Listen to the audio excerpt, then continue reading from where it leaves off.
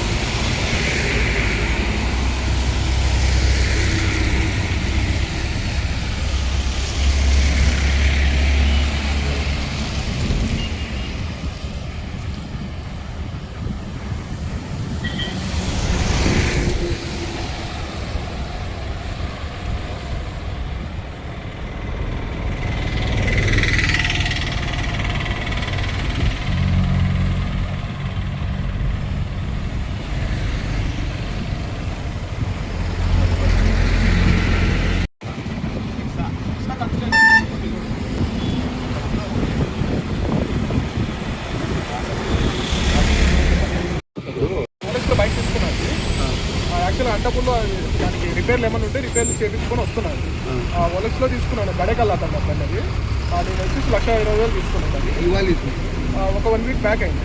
ఒక 4 to 5 days నుండి ఇక్కడ గ్యారేజ్లో పెట్టాను. గ్యారేజ్ పేరు ఏంటంటే ఈ తపోవనంలో ఉందండి. గ్యారేజ్ పేరు అయ్యలేదు. రిపేర్ అయిపోయి అన్ని చేయించుకొని ఇంటికి వెళ్తాను. ఇంటికి వెళ్ళాక సడన్గా షార్ట్ సర్క్యూట్ అయిందండి. ఆ లైట్స్ అన్నీ చేంజ్ చేస్తాం నేను. అక్కడే నుండి ఫైర్ వచ్చింది. ఫైర్ వస్తే ఆపడానికి ట్రై చేస్తాం, ఇంకా ఆగలేదు.